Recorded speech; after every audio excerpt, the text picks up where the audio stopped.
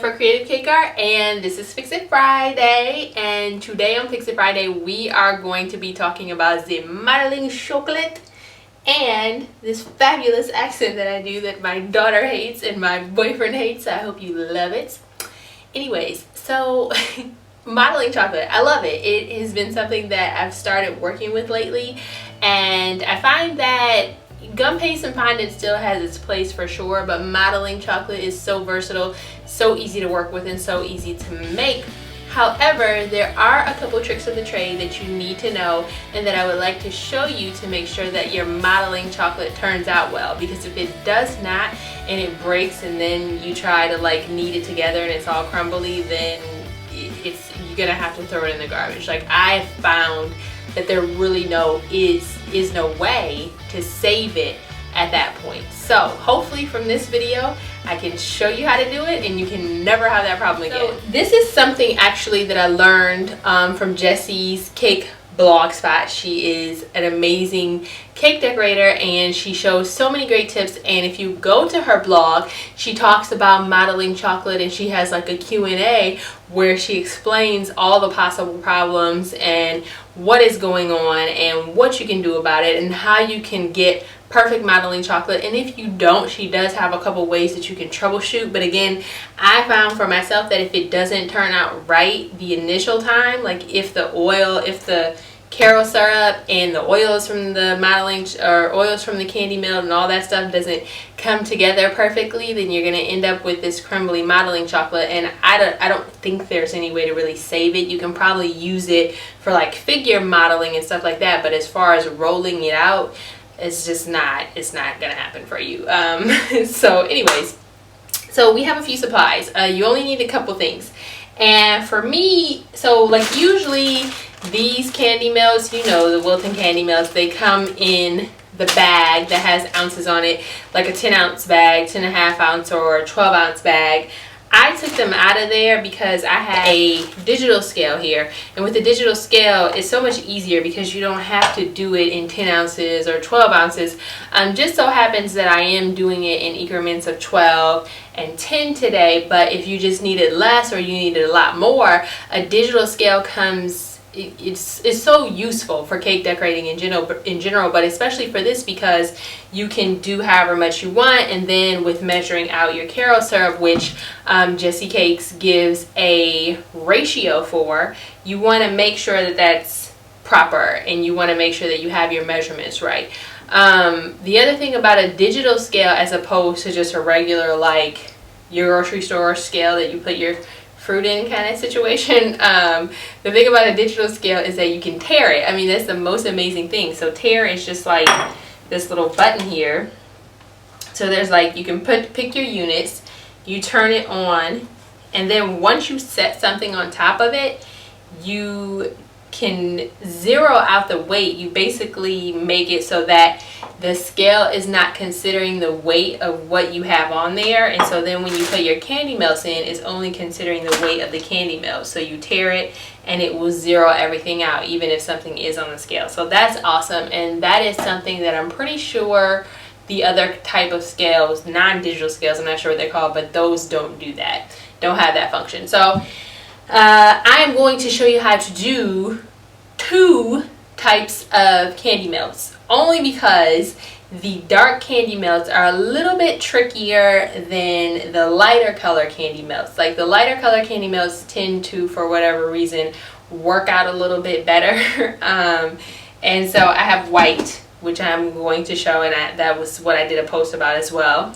Super easy. And then I also have black, which I've never done. However, I have done some darker colors, dark pink and all that kind of jazz. So this is going to be my first time doing this, so hopefully it goes how I planned.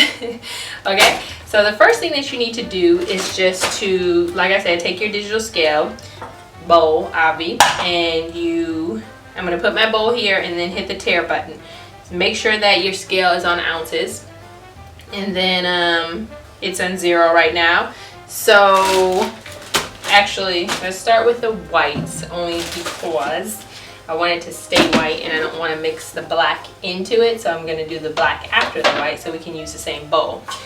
I decided that I'm going to use 20 ounces of the candy melts. And I may, no, this is okay. I was gonna say I need a bigger bowl, but I think I'll make it here. 18.5, 19.6, and 19.95, and that's too much. Damn it. 20.05, whatever. Okay, so now what we want to do is melt these, and then we're going to come back and measure out our carob syrup. This definitely, I mean, this would be easier if I put it in a bigger bowl, but I'm just not that kind of person because I decided that I'm using this bowl and I'm just gonna roll with it. Okay, so usually you melt this on half power, but I don't know how to do half power in my microwave, and I promise you it's a lot harder than it sounds. And some microwaves have it where you can just press the power and it'll go down to half. Mine doesn't do that, so it's not a big deal. I'm just gonna put it in a couple seconds and watch it really well, but just make sure that you don't burn your candy melts because they'll caramelize and you'll end up with all these like candy melt, I don't know, like sugar crystallization situations, which is no good for candy melts. Okay, so let's do this.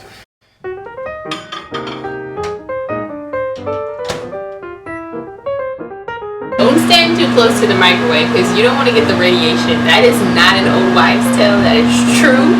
You should stand a little bit away from the microwave. Like, don't stand right up close to it. I never use my microwave for anything besides like candy melts and heating up a little bit of fondant. I don't heat my food in it, and this is unsolicited advice, but it's not good. It like changes your food into some crap that's not really food. Research it.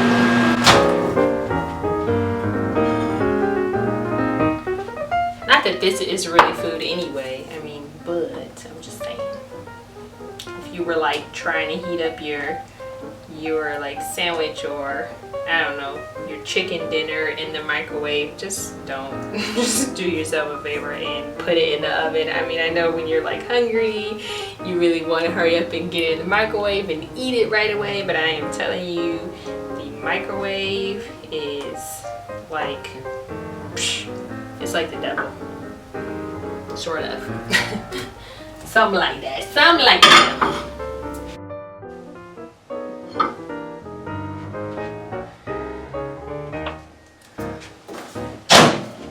Okay, y'all. I think we have a winner here. And that looks pretty nice and melted.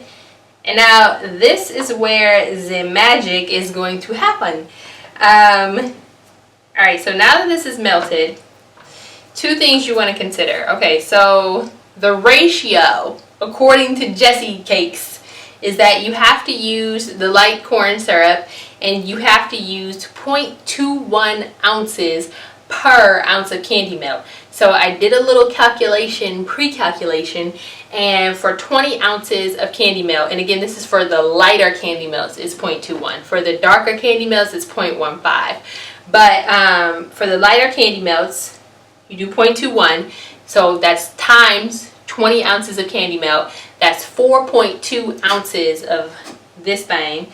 And so I have my candy melts on here, but again, I don't want to factor in any of the weight from the melts or the bowl, so I teared out my scale. And I'm just going to slowly add in 4.2 ounces of syrup. This looks like so much more than 4.2. Like, I would never think that this was how much you needed, but it's at 3.8 right now. So, oh wait, ease up a little bit. That's 4.15. Okay, 4.2. All right. Now, the other muy importante part of this is that you don't want to overmix it, okay? So Jessicakes says 20 mixes at most, but really you want to just do it until it's incorporated. So you don't have to count to 20. You just have to like kind of keep an eye on it. I would count the strokes, but as soon as you can stop on or before 20, then you should stop, okay? And you have to just kind of eyeball it and know when it's incorporated. So that's 1, 2, take it off of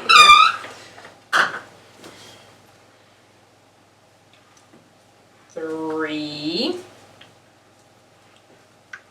4, 5, 6, 7, 8, 9, 10, 11. I'm gonna lift this up because this bowl is too small. 12, 13, 14, 15. You can see it coming together now. 16, 17, 18, 19, and 20. Okay, that's good. So now that it's all incorporated, just take some parchment paper. Actually, this is wax paper, but whatevs. Parchment or wax. And you scoop it out onto your wax paper.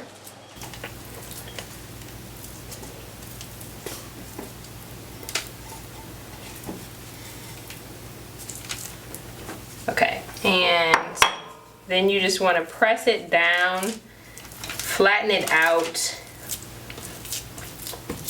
If there's a lot of oil on top, you could soak the oil up with a paper towel, but this is actually fine. I don't think it needs to be soaked up. There's not too much oil. So I'm just gonna press it down and make it more or less flat.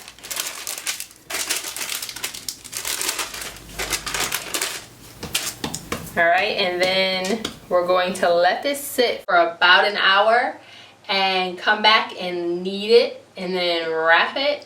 And when you knead it, it will be a little crumbly, but it will warm up from your hands. I'll show you. And then you're gonna wrap it and let it sit overnight, okay?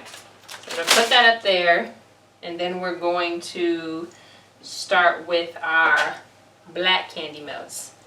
And this will be very interesting. For the black melts today, I already have exactly 10 ounces of these measured out, so I'm just gonna do 10.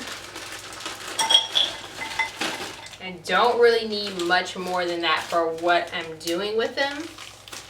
Okay, so 10 ounces, and I know that it's 10 because I'm looking at it and it was tared. I'm going to do 0.15 ounces of the candy melt. So 10 ounces times 0.15 is 1.5 ounces. So I am going to tear that out. And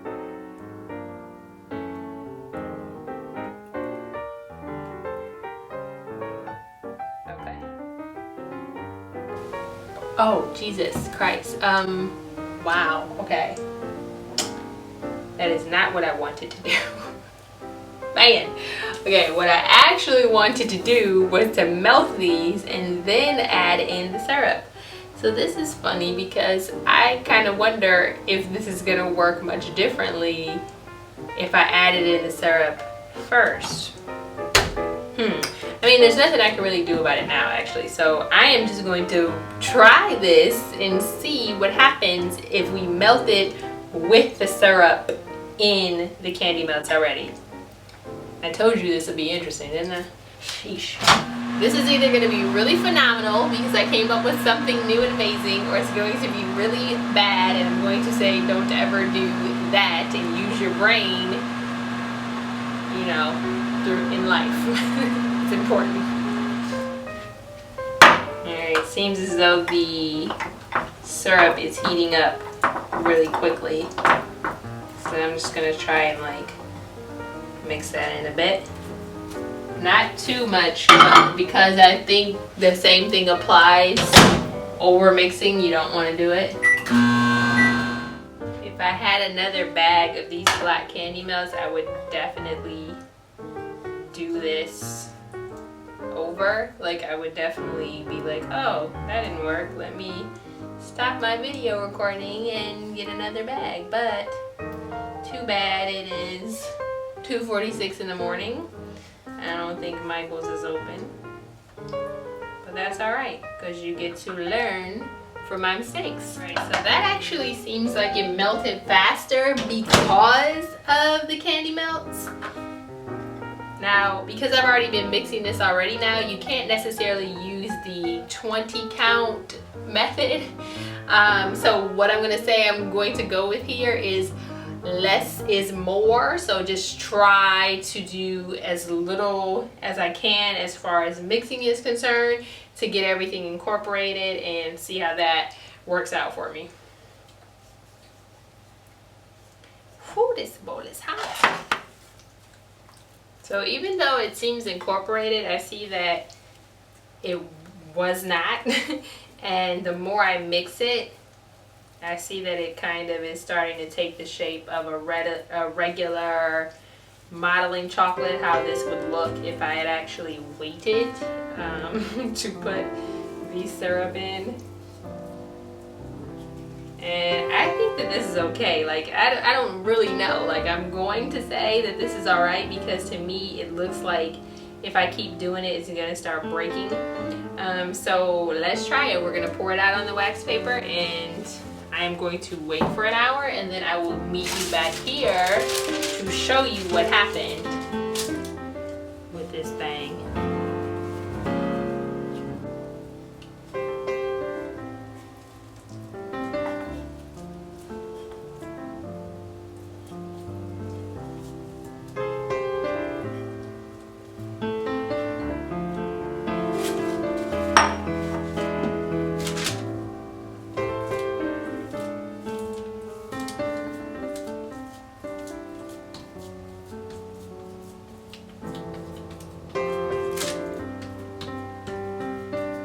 And for this one, I am actually going to use the paper towel to soak up a little bit of the oil.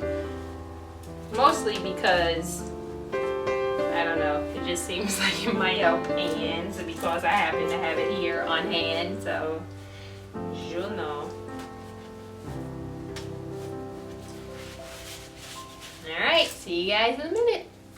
Okay, moment of truth here, you guys. Let's see what happened. I have our black candy melts here, and they are quite soft and crumbly, so this could be an indication that this did not work, but let's see. I mean, it could also be because it's very, very hot in here.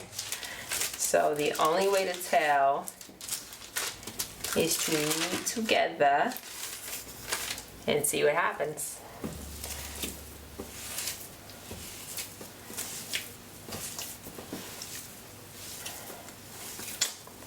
Well, this might be working. I'm very glad to say that it seems like it's working just like any other modeling chocolate that I've made. And again, these have just been sitting for like an hour, so it could be that tomorrow this comes together even better. But yeah, I mean, like, when candy melts haven't worked properly, you can tell right away. Like, they won't even begin to form into a ball. But these don't seem to be having that problem. So I want to say they're fine, but I don't recommend trying to do what I did, as in putting that corn syrup in before you actually melt the candy melt. But it seems as though it's not as big of an issue as I thought it was going to be, because although these are a little bit oily, that's to be expected because they're black as well. I mean, this is really the darkest color that you could get. this seems to be okay. I mean, it seems like it's gonna be workable. I'm gonna let it sit up overnight. If something does end up changing and it doesn't seem as workable to me after it sits overnight, then I will definitely let you know in the notes in this video. But so far so good. So let's try to see what happens with the white ones. And you know what's funny is actually these are even themselves kind of oily and very soft, and that lets me know that it really isn't a problem with the black, that it's really just that it's hot in here.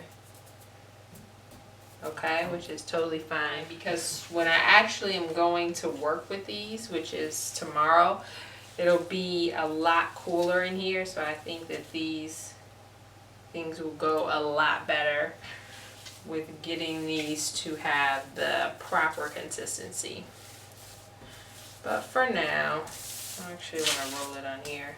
For now, I'm just going to not let black pieces get inside and roll this together.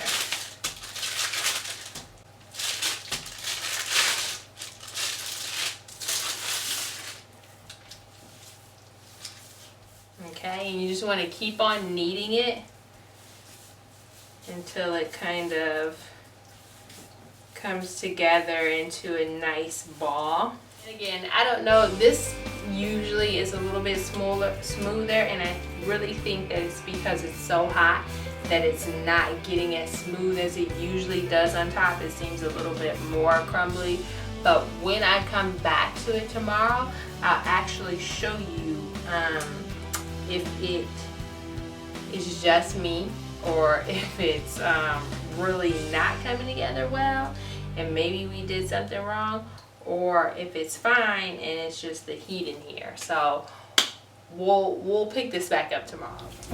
Next day, and guess what? I am very excited because everything is fine with our modeling chocolate. Not that I thought it wasn't going to be, but as you saw for a minute there, it was looking a little questionable. So turns out that the reason why that was happening for sure is because it was like 80,000 degrees in my apartment, but you know how that is, you got to save the greenbacks.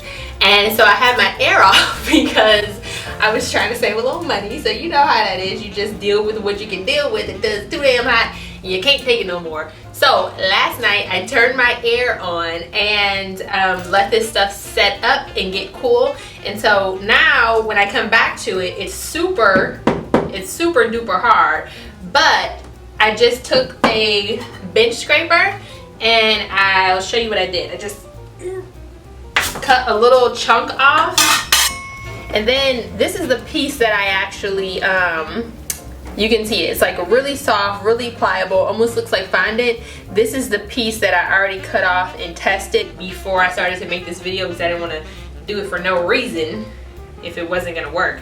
But yeah, so you just take it, I kind of hold it in my hands a little bit, and because this is such a large piece, if you try to do it all at once, I mean, essentially you could, but I think it's easier if you take smaller pieces, maybe not quite this small, but just take smaller pieces, and then, yeah, just like heat them up in your hand, and then once it gets soft enough for you to maneuver, just start to massage it and get it pliable, and then you can see how easy that just turns into beautiful modeling chocolate. I'm so excited.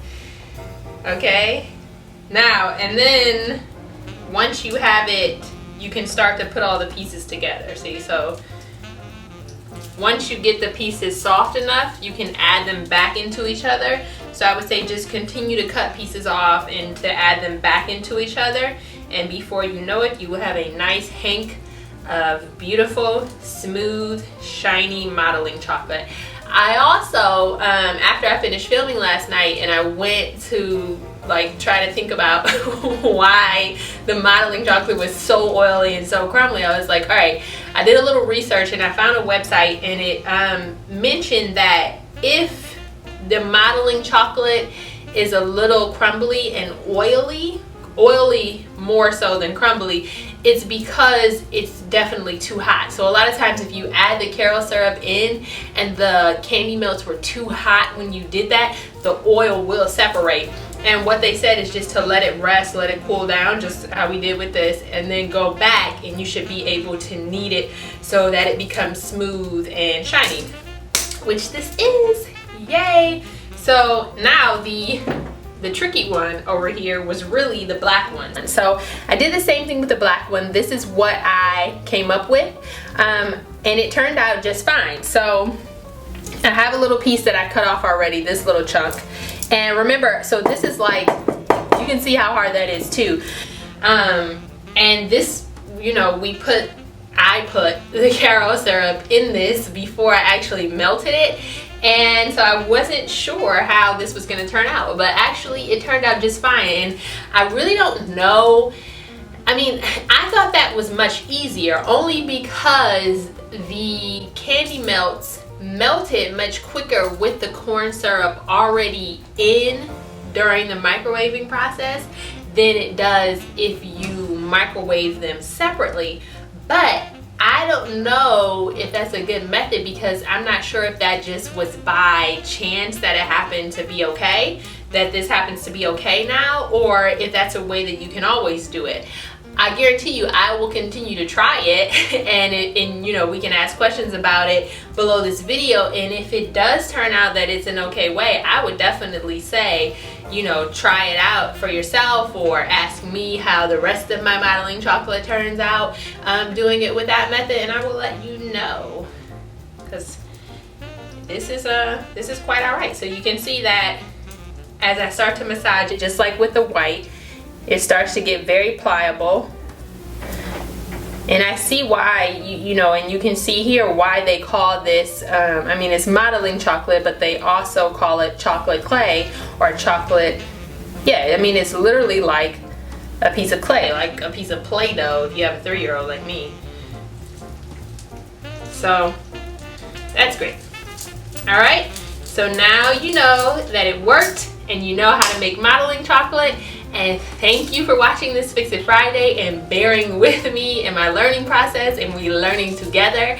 I actually really appreciate that. And again, if you guys have any Fix It questions, please leave them in the comments below this video or on our Instagram page at Cake College, and I will be making a video answer for you every Friday. For people who are trying to make modeling chocolate, and this introduction sucks.